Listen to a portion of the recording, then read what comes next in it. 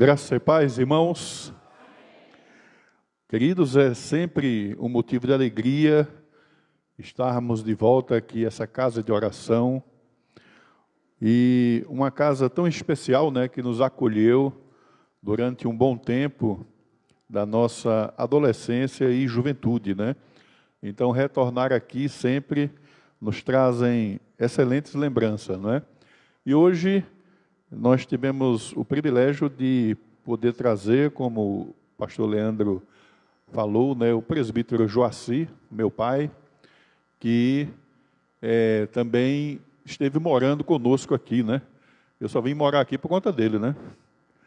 Ele, naquela época, foi convidado, juntamente com a minha mãe, para estar trabalhando na zeladoria dessa igreja, e durante 5 anos nós moramos aqui nos recintos da igreja, né? Quando eu entrei, eu estava até conversando com o Jósimo, né? Eu digo, Jósimo, esse corredor aqui era mais largo, viu? Ele disse, é verdade, pastor, a gente aumentou a igreja para o lado, né? Eu brincava de bola aqui, viu, Alimar? Goleiro, agarrava uma bola muito bom.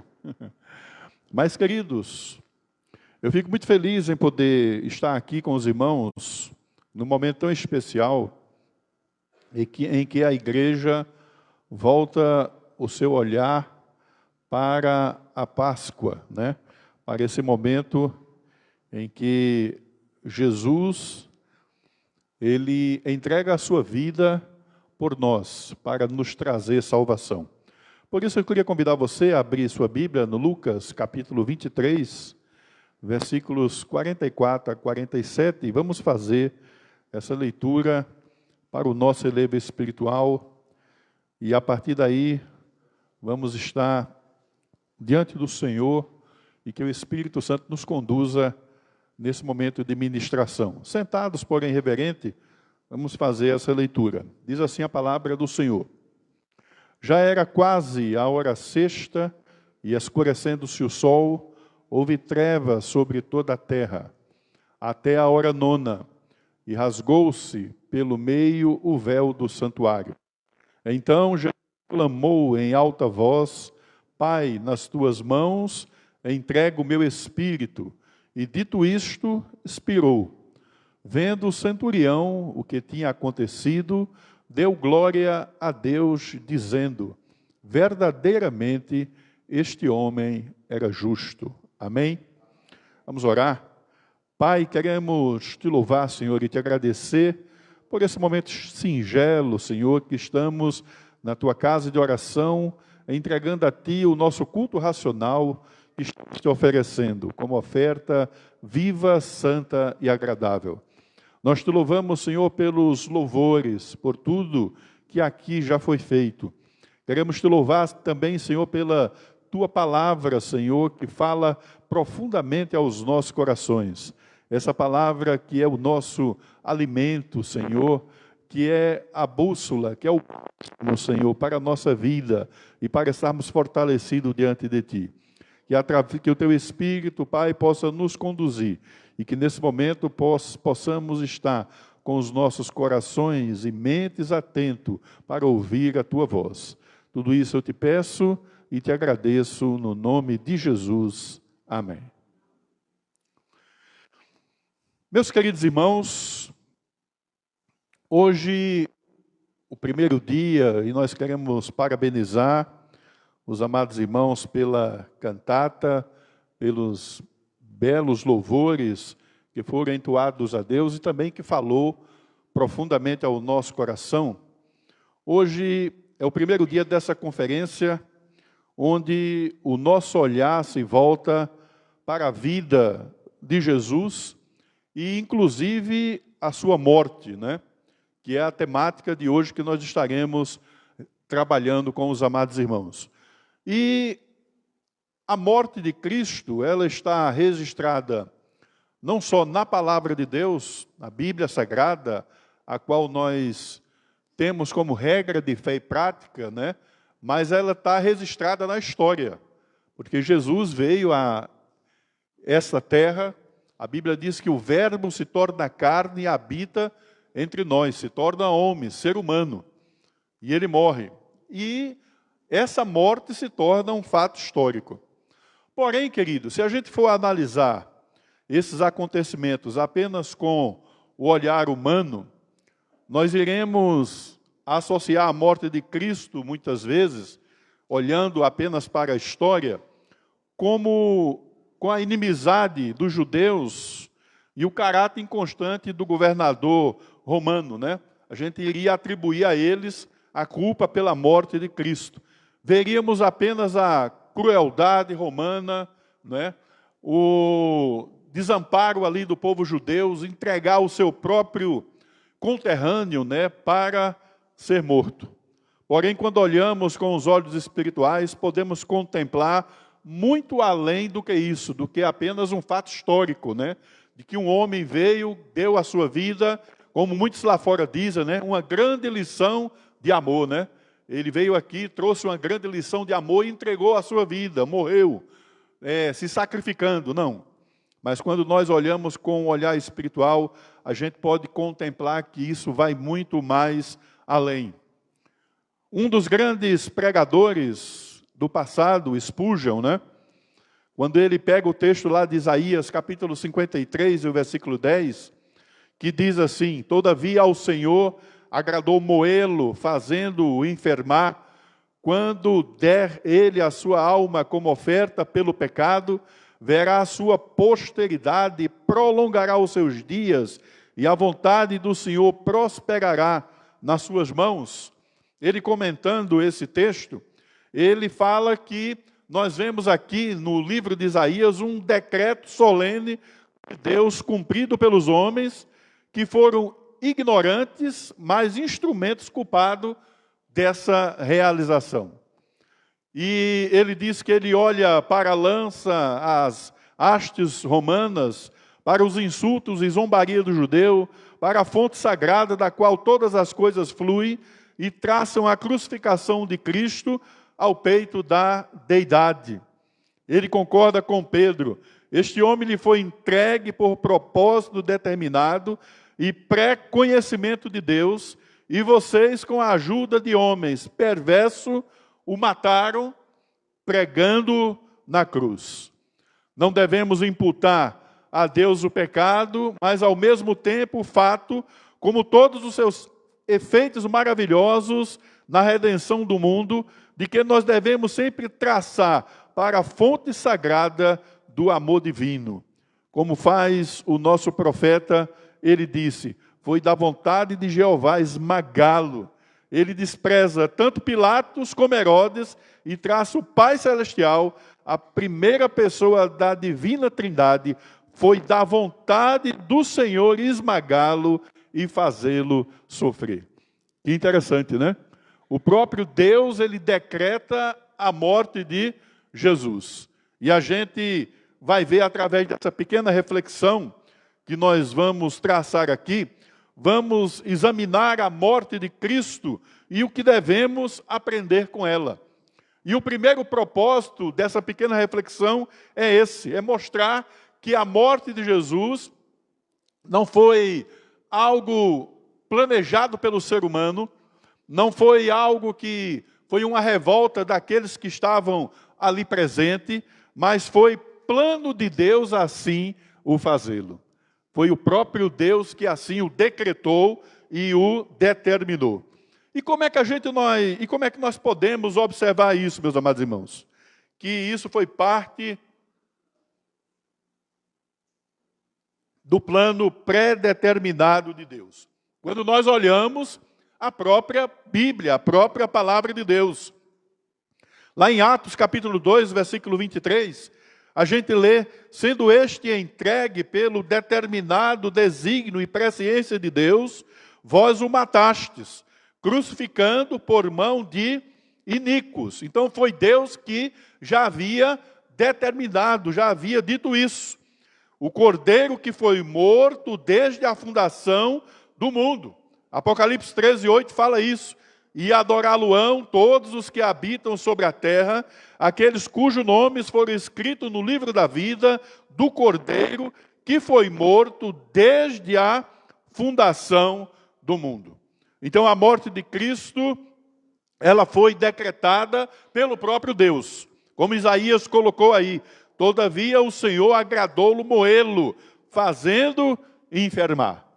É interessante que Spurgeon, falando a respeito disso, ele falou, e ele determinou que ele deveria nascer da Virgem Maria, que ele deveria sofrer sobre Pôncio Pilato, que ele deveria descer ao Hades, que da morte ele deveria ressuscitar, levando cativo o cativeiro, e em seguida reinar para sempre à direita da majestade de Deus nas alturas. Louvado seja o nome do Senhor.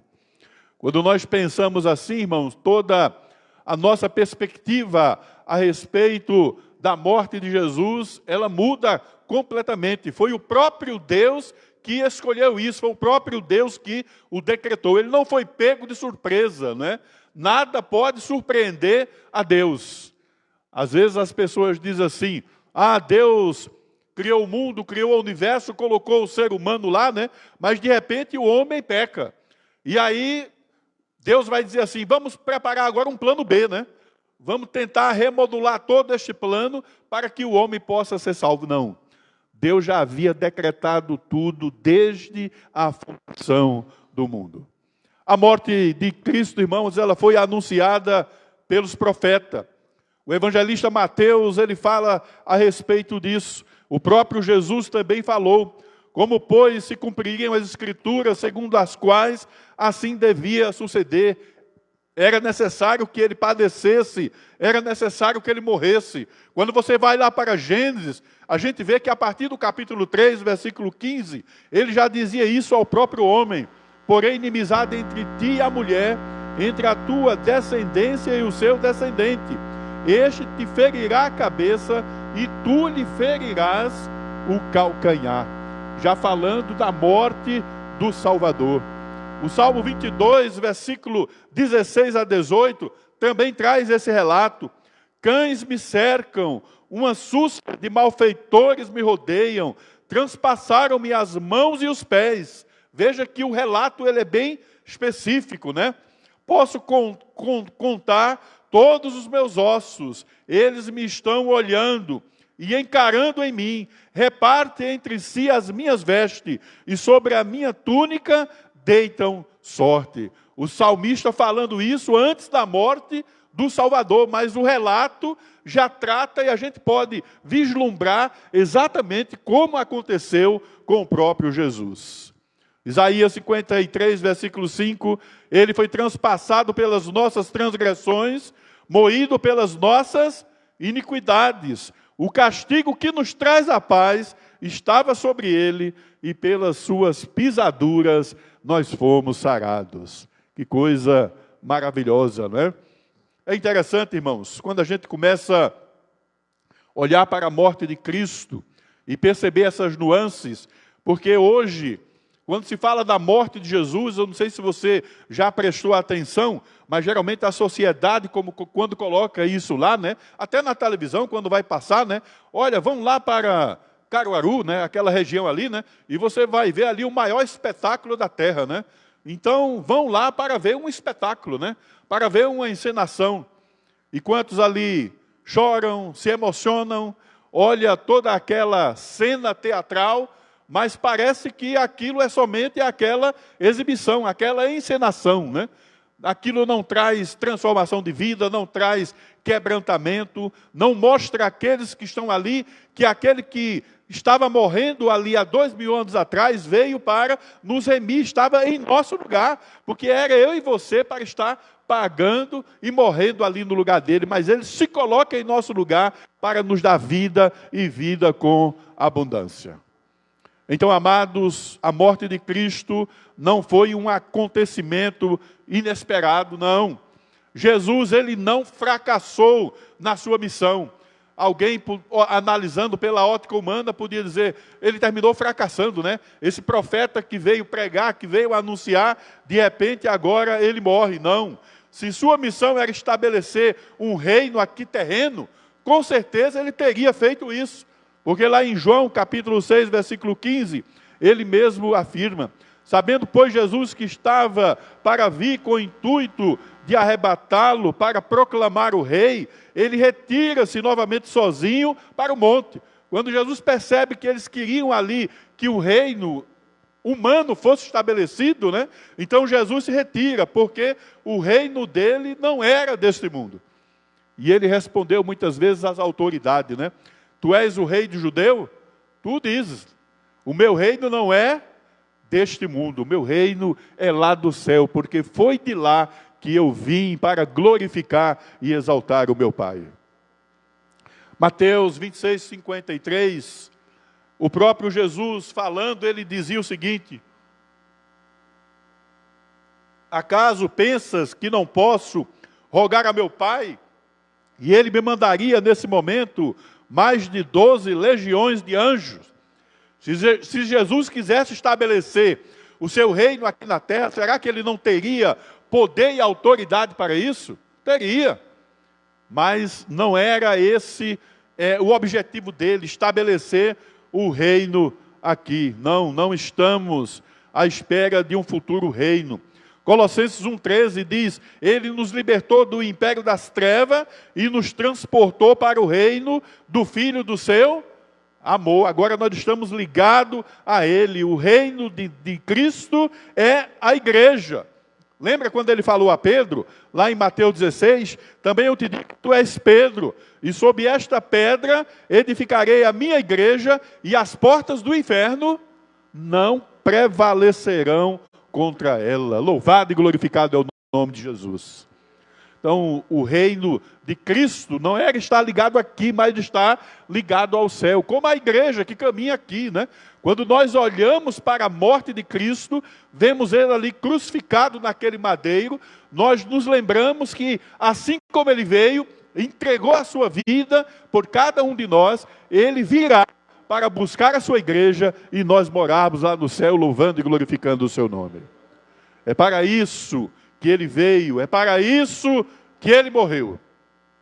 Mas, meu querido, quando nós olhamos para o Antigo Testamento, e eu acho interessante essa analogia que o pregador Spurgeon ele faz, falando do patriarca Abraão, né? E do momento em que Jesus ele também é levado ao madeiro para ser crucificado. Ele faz um relato e a nossa mente vai imaginando todo aquele fato que aconteceu. Quando ele diz que um patriarca barbudo acorda pela manhã bem cedo e vai lá e acorda o seu filho, um jovem cheio de força, e ordena a ele que se levante e siga. Eles saem de casa sem fazer nenhum barulho, antes que acorde a sua mãe. Às vezes, eu me lembro quando trabalhava, fazia às vezes isso, né? Acordava cedo, a esposa estava dormindo, dizia, não, deixa ela dormindo aí, a gente vai lá para os afazeres. Eles partem numa jornada de 3 dias, com os seus homens, até chegarem ao monte, sobre o qual o Senhor havia falado. Todos nós conhecemos essa história. É a história de Abraão, que sempre está fresca em nossa memória. Nesse caminho, esse patriarca não troca uma só palavra com o seu filho.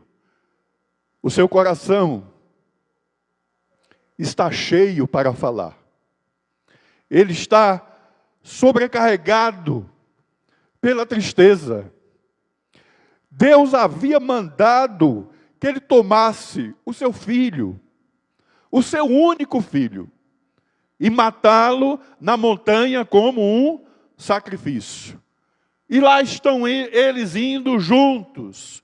E quem é que pode, irmão, imaginar ou mensurar a angústia da alma desse pai, enquanto ele anda lado a lado com o seu filho amado, de quem ele será o executor? Você já imaginou isso? Eu sei que aqui tem alguns pais, né? E por mais filhos que você tenha, alguns têm só um, mas tem outro tem 2, 3. Quem é que quer perder um deles? Ninguém. Pelo filho, muitas vezes, nós queremos dar a nossa própria vida. Pelo neto também, né?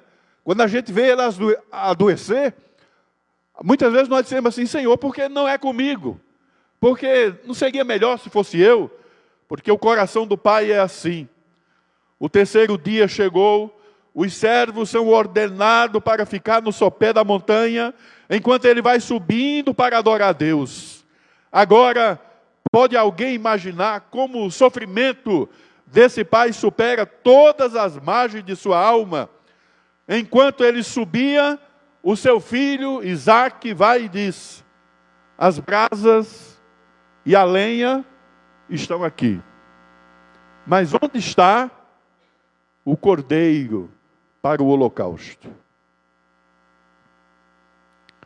Você pode imaginar, irmãos, como naquele momento ele vai sufocar suas emoções, talvez com soluço ele exclama: Deus mesmo há de prover o cordeiro para o holocausto, meu filho.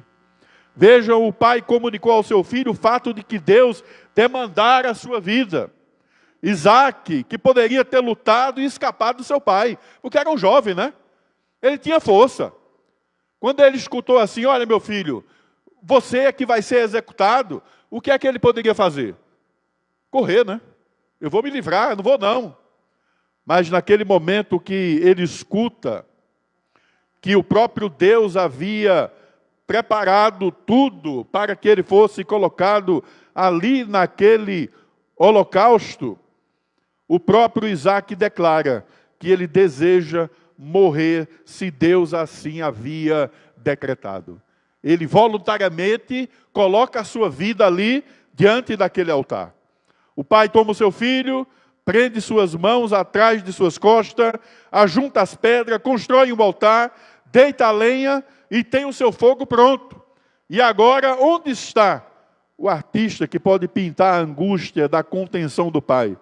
Quando a faca está desembaiada e ele a segura, pronto para matar o seu filho. Mas aí a cortina cai, né? E todos nós conhecemos a história. A cena, ela muda, desaparece, aparece o som daquela voz que vem do céu: não faça tal mal. E quando ele olha ali ao lado, naqueles arbustos, está ali o cordeiro substitutivo, aquele que vai ser colocado diante do altar em obediência, para que o pecado ali possa ser expiado e não precisa ir mais longe. Mas, meus amados irmãos, o que a fé fez com que Abraão fosse até ali e demonstrasse que ele amava a Deus, o amor de Deus por mim e por você e pela igreja, fez com que ele levasse o próprio Cristo a ir até o fim, morrendo ali naquela cruz, entregando a vida por mim e por você, para que hoje pudéssemos aqui ter salvação diante desse Deus Todo-Poderoso. Meus irmãos, é por isso que o sacrifício de Cristo, ele foi voluntário. Jesus, ele descreveu a si mesmo como o bom pastor. E quando ele falava esse relato lá em João 10, ele dizia: eu sou o bom pastor, e o bom pastor, ele dá a vida pelas ovelhas. O mercenário não faz isso. O mercenário que não é pastor, quando ele vê o lobo vindo, ele abandona as ovelhas, ele foge. Mas o Senhor, que é o nosso pastor, ele estava pronto a voluntariamente entregar a sua vida para morrer por cada um de nós. Preocupado com as ovelhas, não apenas com ele mesmo. A gente vê isso lá em Filipenses 2. Tende em vós o mesmo sentimento que houve também em Cristo Jesus, pois ele, subsistindo em forma de Deus, não julgou como usurpação o ser igual a Deus, antes a si mesmo se esvaziou, assumindo a forma de servo, tornando-se à semelhança de homens, e reconhecido em figura humana, e a si mesmo se humilhou, tornando-se obediente até a morte e morte de cruz. Ou seja, ele coloca a sua vida por amor a mim e a você de forma voluntária. Ele se torna homem e a partir de agora ele pode pagar esse preço, o qual Deus requisitou. Porque todo aquele que peca, ele é preciso que morra. Porque o salário do pecado é a morte. Mas o dom gratuito de Deus é a vida eterna. Ele voluntariamente deu a sua vida. João 10, 17 e 18 diz: por isso o Pai me ama, porque eu dou a minha vida para reassumir. Ninguém a tira de mim. Pelo contrário, eu espontaneamente a dou. Tenho autoridade para entregar e também para reavê-la. Este mandato eu recebi do meu Pai. Glória a Deus. Ele diz: eu dou de forma voluntária. A gente vê que o apóstolo Pedro, discípulo de Jesus naquele momento, em certas ocasiões tentou até livrá-lo da morte, né? Quando o soldado vinha para prendê-lo, ele vai com a espada, tira a orelha do soldado, né? A intenção, acho que era tirar a cabeça mesmo, né? Para que o soldado não levantasse mais. Mas Jesus disse: não precisa, porque se eu quisesse, eu pediria, meu Pai mandaria anjo, estaria aqui me livrando. Mas eu estou aqui para, de forma voluntária, colocar a minha vida diante do altar, diante do sacrifício, para resgatar vocês do lamaçal do pecado. Então lembre-se, irmão, a morte de Jesus era parte do plano determinado por Deus, como nós lemos lá em Atos. Ele sabia a razão por que ele veio à terra. Ele ainda previu o que iria acontecer. Lá em Mateus 16, a partir do versículo 21, você vê ele falando isso. Quando começou Jesus Cristo a mostrar a seus discípulos que era necessário seguir para Jerusalém, a sofrer muitas coisas dos anciões, dos principados, dos sacerdotes, dos escribas, ser morto, mas ao terceiro dia ele ressuscitaria. Então ele mesmo estava dizendo: olha, eu sei que eu vim para isso, tudo está planejado e eu não posso fugir disso. Eu vou cumprir, eu vou até o final e eu vou entregar a minha vida por amor a vocês, por amor à igreja, por amor a todos aqueles que virão, porque a Bíblia diz que são muitos, como João vê lá em Apocalipse, aqueles que lavaram suas vestiduras no sangue do Cordeiro. Por isso, irmãos, ele não desejou escapar da cruz. Caso contrário, ele teria escapado. Ele voluntariamente deu a sua vida por nós. E é por isso que ele declara: por isso o Pai me ama, porque eu dou a minha vida para reassumir. Ele colocou a sua vida ali por mim e por você, e ele fez isso de forma voluntária. Agora, meus amados irmãos, a morte de Cristo, ela foi vicária. Vicária por quê? Porque ele se coloca no meu e no seu lugar. Ele se colocou em nosso lugar.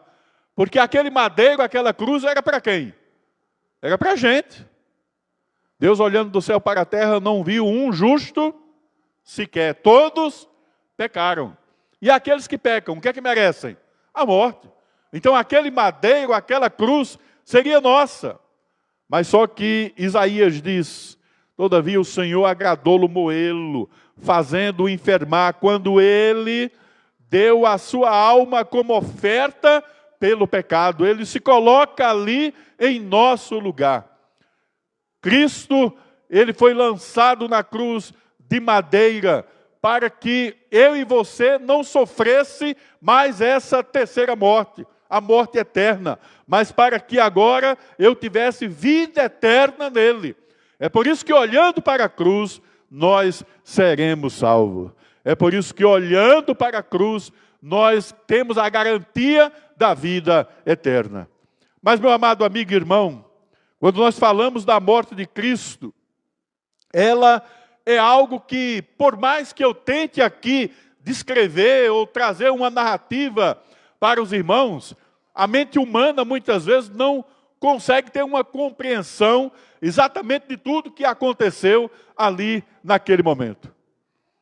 Quando alguém morre por amor do Evangelho, como os mártires morreram, como Estevão, que foi um dos primeiros mártires da igreja primitiva, morreu, e ele olhava para o céu, via os céus abertos, né? Contemplava a própria glória de Deus, ele sentia a presença de Deus e o seu coração ali podia se alegrar.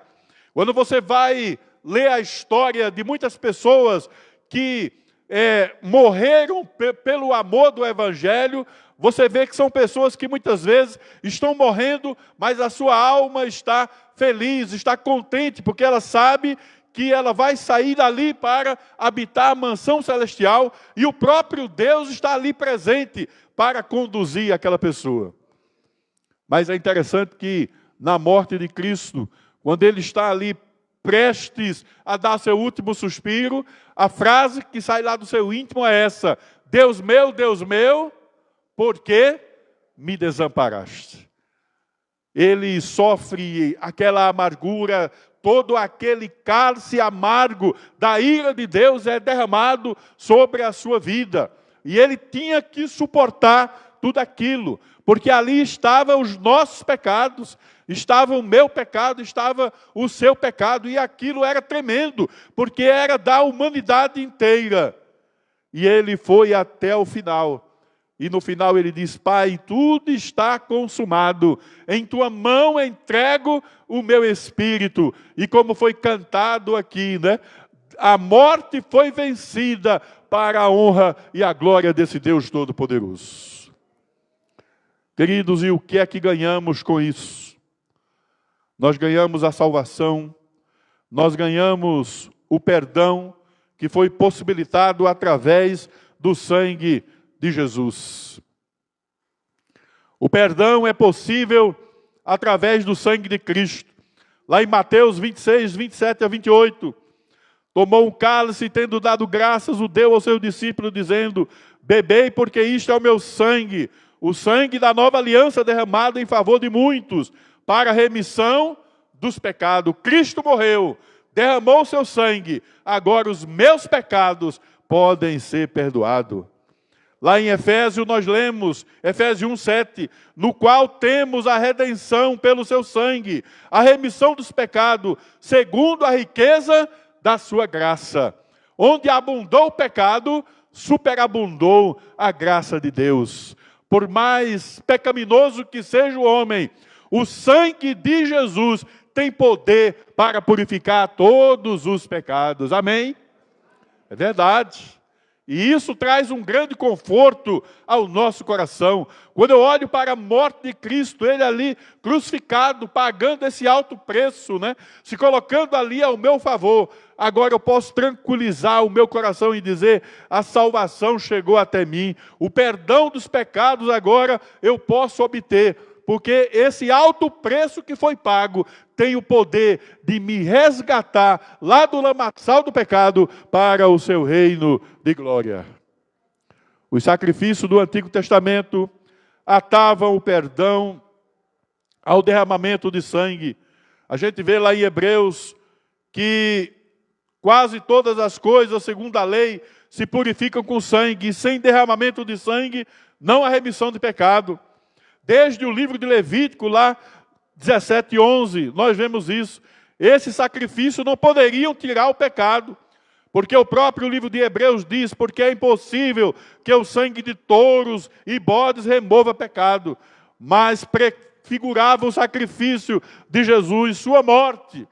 E ali, a partir da fundação do Evangelho, 1 Coríntios 15, Paulo diz: antes de tudo vos entreguei o que também recebi, que Cristo morreu pelos nossos pecados, segundo as Escrituras. E aí eu posso ter um coração alegre diante de Deus, tendo essa plena convicção que agora eu sou um pecador, mas lavado, remido no sangue do Cordeiro. Seremos salvos. Isaías 53:10, você verá a prosperidade e prolongará os seus dias, ele verá a sua descendência, os homens serão salvos por Cristo, os eleitos, os escolhidos por Deus. É por isso que João 3,16 afirma exatamente isso. Todo mundo sabe de cor, né? Porque Deus amou o mundo de tal maneira, que fez o quê? Deu seu Filho unigênito, para que todo aquele que nele crê, não pereça, mas tem a vida eterna. Glória a Deus. Teremos a eternidade com Deus. Veja o que ele diz: ele prolongará os seus dias. Ele ressuscitou, ele não poderia ser como um prisioneiro lá no túmulo. Ao terceiro dia ele se levanta, para não mais morrer. E aí Romanos 6,10 diz: pois quanto a ter morrido, morreu de uma vez para o pecado, mas quando a viver, vive para Deus. Amém? Morreu para nunca, ou viveu para nunca mais morrer. Mas a ressurreição é, pastor Leandro, né? Domingo, não falte. Queridos, para concluir essa breve reflexão,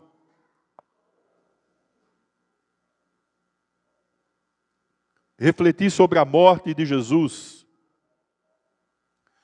é sondar o coração amoroso de Deus. Quando eu olho para a cruz, quando eu olho para a morte de Cristo, a gente não pode tomar apenas como um fato histórico, como foi dito aqui, e apenas mexer com as nossas emoções, mas tem que ser algo concreto, porque eu tenho que me lembrar que foi o grande amor de Deus pela humanidade, pelo ser humano, pelos escolhidos, pelos eleitos. Ele morreu por mim e por você, como os irmãos disseram aqui. O amor de Deus foi tremendo, que deu seu único filho. Foi imensurável. Ninguém podia medir aquele amor. Mas esse amor nos alcançou. E através da crucificação, esta doação divina chega a mim, a você e ao teu coração. Em grande medida, o Antigo Testamento, ele antecipa a cruz de Cristo. Ele fala sobre a cruz de Cristo quando ele mostra ali os sacrifícios que os sacerdotes realizavam. O Antigo Testamento também ele declara e ele fala através dos profetas como ele iria morrer. Os evangelhos, eles documentam tudo isso que aconteceu. Esse fato ficou ali narrado. E todo o restante do Novo Testamento vai explicar a cruz e o caminho da cruz. E meus amados irmãos, esse é o melhor lugar para o cristão estar. É aos pés da cruz. Quem é que não se lembra o cântico do Salmozinho que diz assim: quero estar aos pés da cruz, de onde rica fonte corre santa a salutar, do Calvário ao monte. Sim, na cruz, eu sempre me glorio, e é nela que temos que nos gloriar. É a cruz de Cristo que nos alegra, é a cruz de Cristo que nos proporciona salvação, é a cruz de Cristo que nos resgata novamente e nos coloca agora para o louvor e glória do seu nome. Amém? Deus continue abençoando essa igreja, que essa pequena reflexão, ela possa ter falado ao teu coração, e que cada vez que você voltar, esse olhar para a cruz de Cristo, lembre-se, um dia ele voltará. E esse fato é certo. Ninguém pode predizer aqui a hora e o dia da sua volta, mas ele voltará. E quando ele voltar, estaremos lá na glória, adorando a ele, glorificando a ele, unidos em um só povo, para dizermos para sempre: santo, santo, santo é o Senhor dos exércitos. Amém? Deus abençoe os irmãos. Muito feliz por estar aqui, e que os amados irmãos continuem nessa força, sempre servindo a Deus, glorificando e exaltando o seu nome.